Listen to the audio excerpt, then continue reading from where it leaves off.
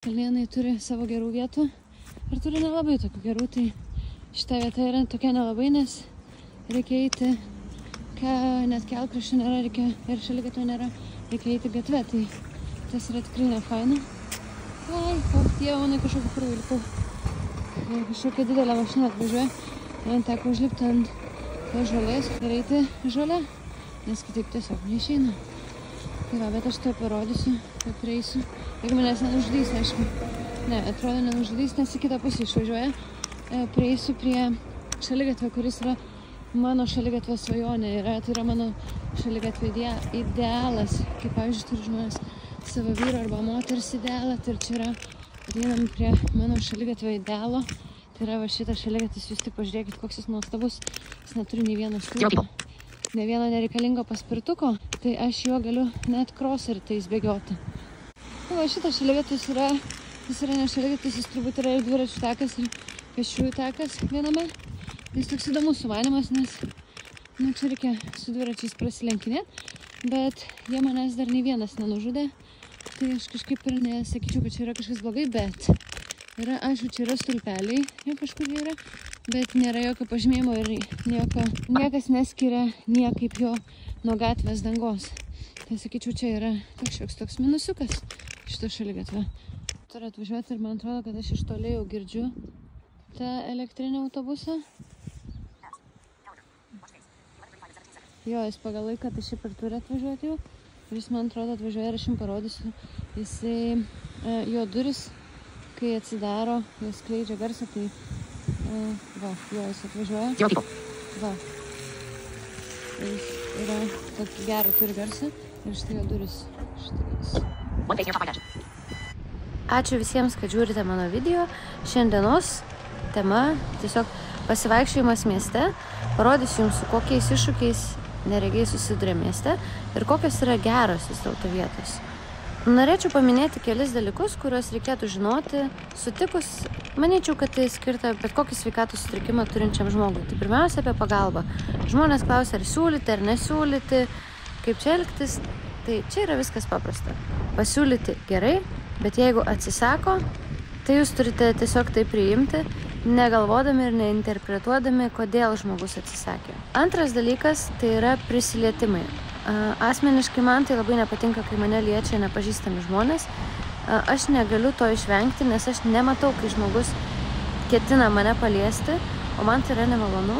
Todėl galbūt kiti žmonės iš to dramos didelės nekeltų, bet tarkim man yra nemalonu ir aš norėčiau, kad žmonės mažiausiai ką padarytų, atsiklaustų prieš mane paliesdami, o geriausia tai iš viso neliestų.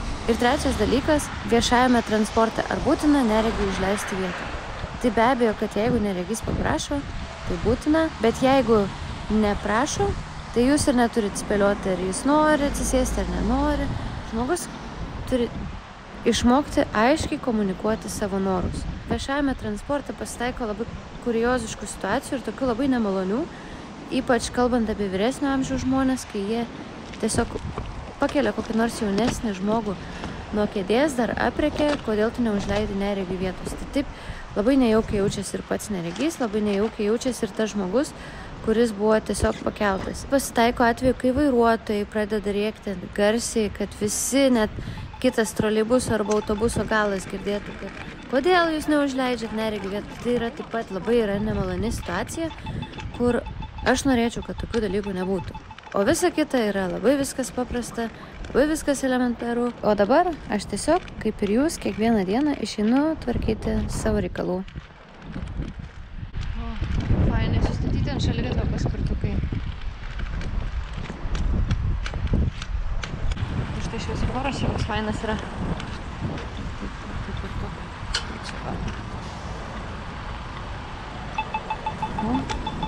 Labai gerai. Labai gerai.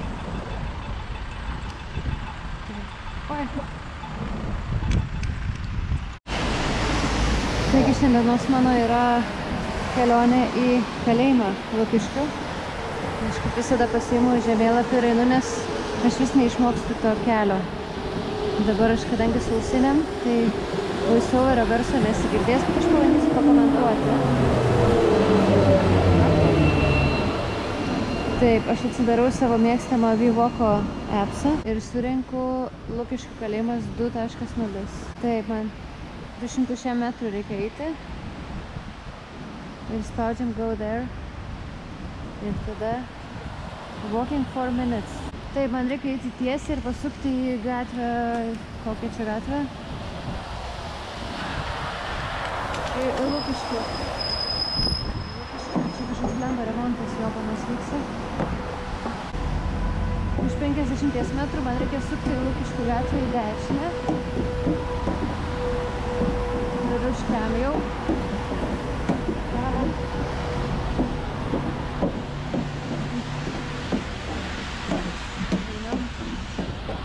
Keliam šiandien šalta ir vėjas, tai čia ir vėjas dar. 80 metrų man reikia sukti metrus. Čia reikia gatvę. Kur tas šviesoforas kažkas pavogė? Lempa. Jis dingo.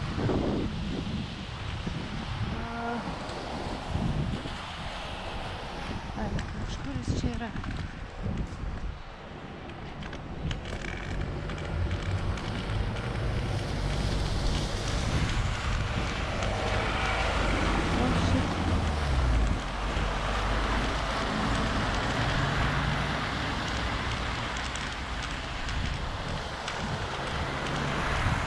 Taip, man reiks eiti, kadangi į kairę, tai man reikia pereiti ir šitą gatvę. Taip, galima eiti jau.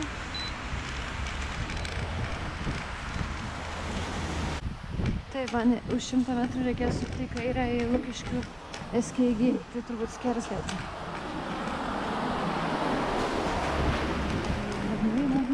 Reikia paskubėti, nes šalta. Šalta.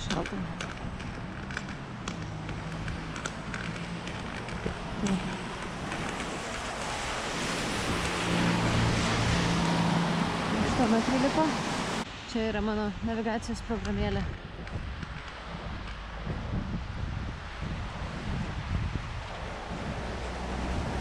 Ir head your 11 o'clock, tai reiškia, kad man iš esmės reikia eiti tiesiai. Taip, ir to yra mano posūkis.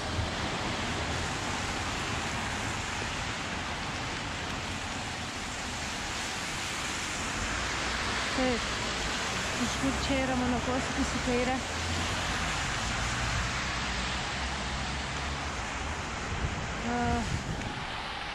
Taip, šitaip. Taip, kažkaip čia lievas. Vis ar mašinas, man šalia gatvės stovi.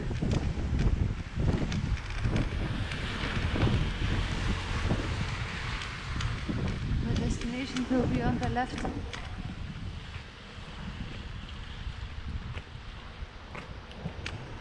Man atrodo, kad čia reikia... Nemaldi. Iš tikrųjų reikia šitą eiti.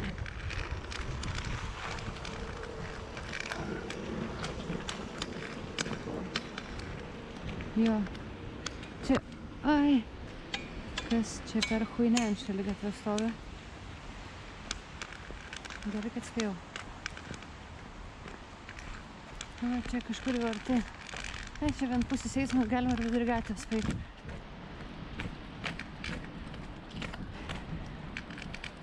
Taip.